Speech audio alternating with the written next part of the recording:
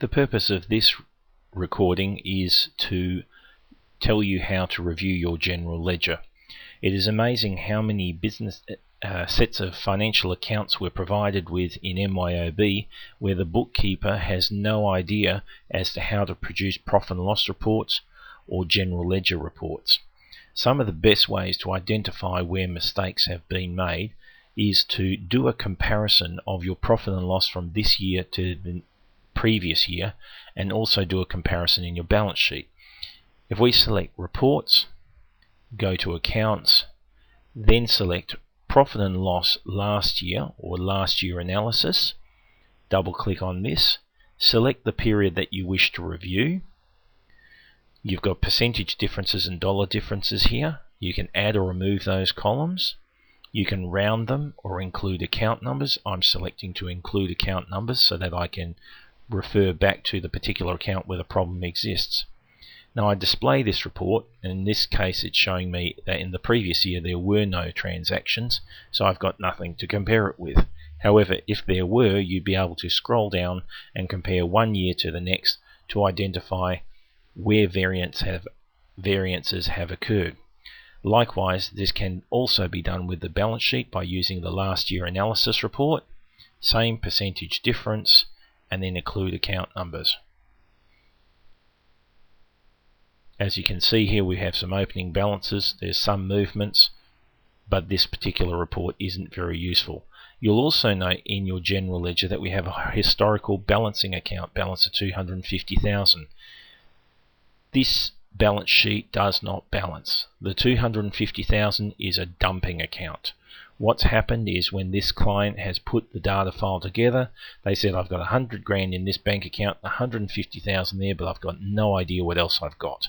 So they've entered transactions in there without taking into consideration the other side of it, and the system has automatically dumped that 250,000.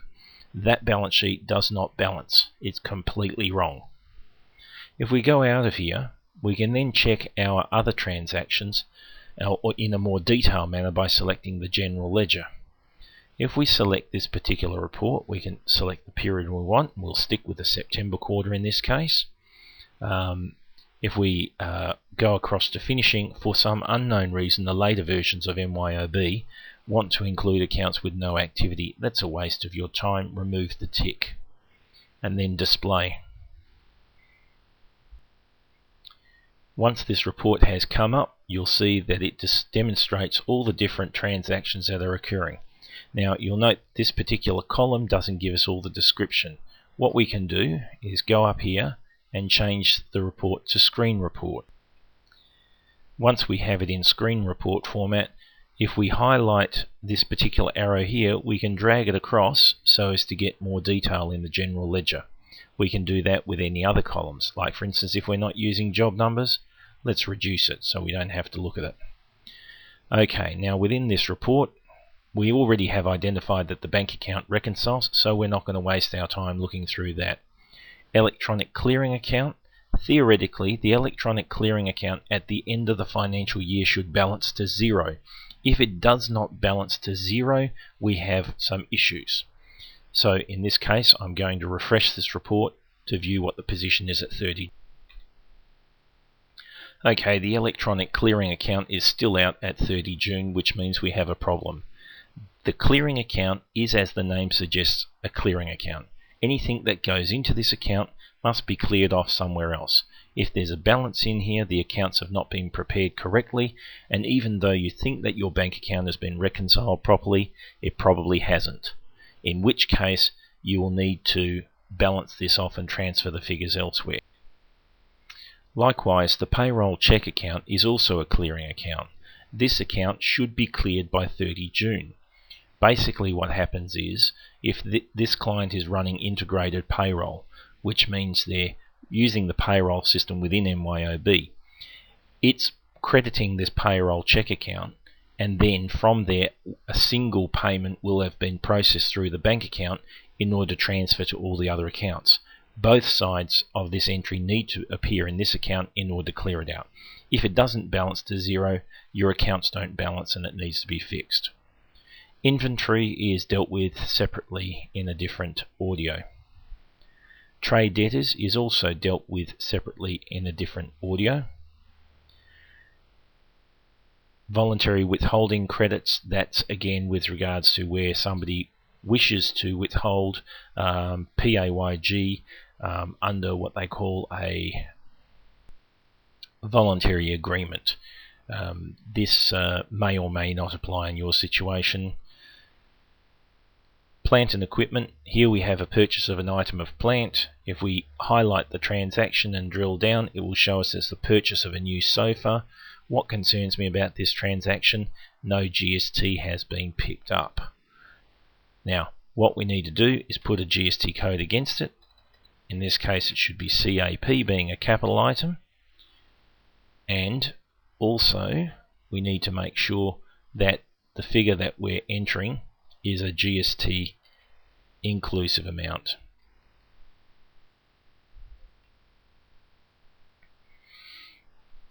Payg withholding payable is in relation to your payroll. This is again dealt with in a separate audio. Superannuation payable. This particular account, as you can see, we are accruing superannuation into the account, but then at the end of each quarter, super is paid out of the account. This should then clear out the account. So we're making a provision for superannuation. Theoretically, you've been paying your superannuation on time, which means within 28 days after the end of each quarter. If that's the case, then you'll be in a position where the balance at 30 June represents the superannuation for the last quarter only, and this should balance with the superannuation in your payroll reports for the last quarter, unless you are covered under a specific award which requires super to be paid on a monthly basis. If that's the case, then this figure will represent the last month's superannuation. If this is not the case, I would recommend that you book an appointment to have your superannuation reconciled by one of our staff to ensure that you are treating it correctly. Please also note, if you are not paying your superannuation within the 28 days after the end of the quarter, you will be in a position whereby you will not be entitled to a deduction for the superannuation, and you will need to lodge a superannuation guarantee report to the ATO, which will also incur interest and administration fees. It is highly recommended that you deal with this as promptly as possible. The best way to avoid problems is pay your super on time. Trade creditors, well, that's our purchases reconciliation, which we have dealt with in another audio. GST collected. This particular account needs to be reconciled in relation to your business activity statements lodged. If your accounts are prepared on an accruals basis, but you're lodging your GST on a cash basis, it can be difficult to keep a track of this. The most important thing that you should be doing is ensuring that when you make a payment in relation to GST, that you are actually posting it into this account. As you can see here, there's no posting of any GST in this particular period, which would imply that the client has not paid any GST during that period. If we scroll down to the GST paid account, we can look to see whether he's incorrectly posted it into this account. From our perspective, regardless of the fact that most accounting packages report your GST in two separate accounts, that being GST collected and GST paid, we will net these off in our financial accounts, because splitting your reports between the two adds nothing to your position. However, for your purposes, you should be posting the GST component of your tax payment into this account here, being your GST collected, and you should ensure that all 4 payments for the year are appearing there. Sales tax payable, that's ancient history, ignore that. The voluntary withholding payable, again, it dealt within the GST reporting, as is the case with the ABN. Luxury car tax payable, this is only relevant if you are a motor vehicle dealer. If you are not a motor vehicle dealer, you should have nothing posted in this account. We then come to our sales, and theoretically all those transactions will be credits. If they're not credits and they're debits, it's probably because of the fact that there is a credit note. But if there are a heap in the debit section, you've posted it incorrectly. Again, more sales reports. Have a look at these. Look for anything that seems unusual. Equipment. Now this will be equipment that is purchased for customers, so it's material purchases. It is not equipment that you have purchased for your business. They do not go in this account. Accounting fees, again, that's pretty straightforward. That's just the accounting fees that you pay to your accounting practice. Mojo advertising. Advertising accounts do not go in here. This clearly indicates that this journal has been posted to the wrong account, in which case you should drill down on the transaction and transfer it across to your accounting fees. So here's the transaction here. It's in accounting. We now change it to GST.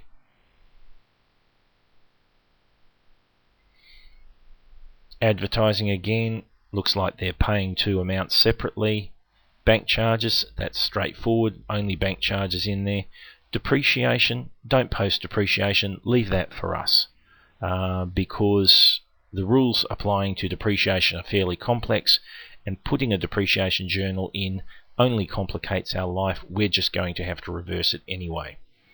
Office supplies, I hate the word office supplies. Personally, I think you can find another account for it. It's either printing and stationery, in which it goes to printing and stationery, or else it's going to be staff amenities such as coffee, sugar, that goes to staff amenities, or advertising, or its subscriptions. But office supplies is a general bucket type account, and I don't like it. I will end up clearing it out, so it will be cheaper for you if you post them to the necessary places. Subscriptions, this is basically monies that you're paying for magazine subscriptions or memberships, etc. Car expenses, if you're putting car expenses through your general ledger, we prefer that you have one account which is for each motor vehicle. You do not have to break it down into fuel, repairs, insurance, registration. The description in the fiat transaction will tell us whether it's these. But from a fringe benefits tax perspective or a deductibility, it is important for us to identify the costs that relate to the specific motor vehicle. Please break these up wherever you can.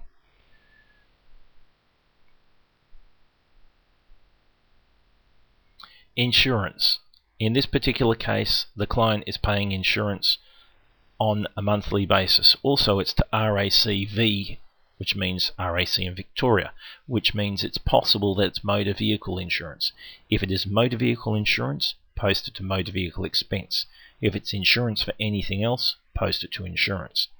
You may also have in here life insurance or income protection insurance. Be aware, life insurance is not tax deductible unless it is provided through a superannuation fund, in which case, if it is a super fund which provides life insurance, they should be posted to superannuation expense. If it's income protection insurance, it should be clearly labelled as income protection. Be also aware there is no GST on life insurance and income protection insurance. You'll note in this particular case that this client has photocopying, postage, printing. As far as we're concerned, printing, postage and stationery can all go to the same account, and it should be to an account described as printing, postage and stationery. Telephone costs. Generally, this will represent the telephone costs of your business premises. It may also represent the mobile phones of the employees of the company. If you are including your telephone costs for your home, you can only claim a percentage based on the floor space of your business area that you are running from your home. If you have an office elsewhere, you cannot claim any of your home telephone unless you have, actually let me clarify that, you can claim electricity and some other costs based on floor space, but your home telephone, you need to keep a register to identify that percentage which is deductible. Superannuation expense. If you are running an integrated payroll system, the only thing you should see in this particular account is the actual postings against each of the employees. You should not see any payments to the individual superannuation funds, as these would be posted to the provision account. If you do, you need to move them.